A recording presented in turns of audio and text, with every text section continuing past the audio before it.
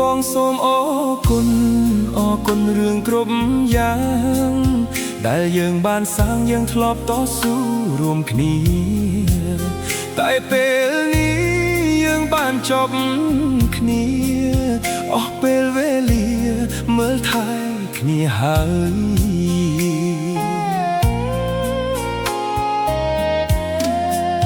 យើងបែកគ្នាហើយគួរយកថ្មីរៀងខ្លួន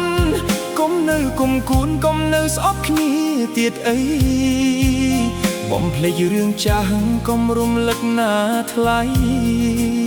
ធ្វើមិនដេចនិស្ស័យយើងបានត្រឹមនឹង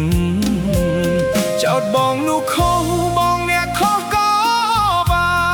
នរឿងទាំងប៉ុន្មានគឺអូនអ្នកត្រូវទាំងអស់បងសុំចិត្តអូនសូមមានស្ងួនឈប់ផង Facebook ទៀតចុះហើយឈប់ដ្រាម៉ាទៅ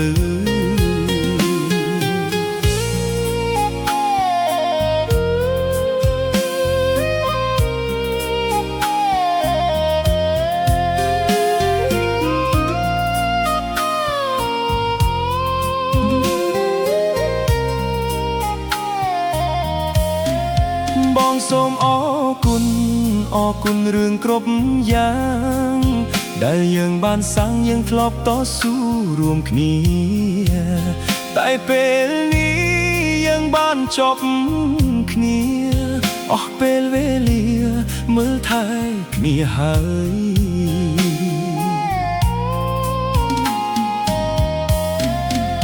យើងបែកគ្នាហើយគួរយកថ្មីរៀងខ្លួនកុំនៅគុំគួនកុំនៅស្អប់គ្នាទៀតអីបំភ្លេចរឿងចាស់កុំរំលឹកណាថ្លៃធ្វើមិនដេចនិស្ស័យយើងបានត្រឹមនឹងចោតបងនោះខុសបងអ្នកខុសក៏បា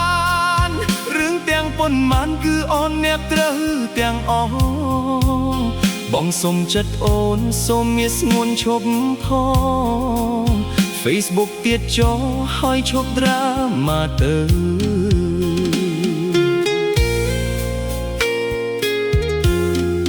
អូនគិតថាបងមើលនោះមិនល្អហើយទៅចុះអូននៅទាំងរកងាសងនឹងថ្លៃបងនោះអាចក្របដូចអូននិយាយហើយក៏គ្មានអ្វីឲ្យអូនលងឡើយខ្ញុំចាកចេញហើយថៃខ្លួនអូននៅជប់រំលឹកបងទៀតអីអូនក៏មានนุ่มដែលគេស្រឡាញ់ថ្លៃសូមជូនពរស្រីឲ្យមានក្តីសុខ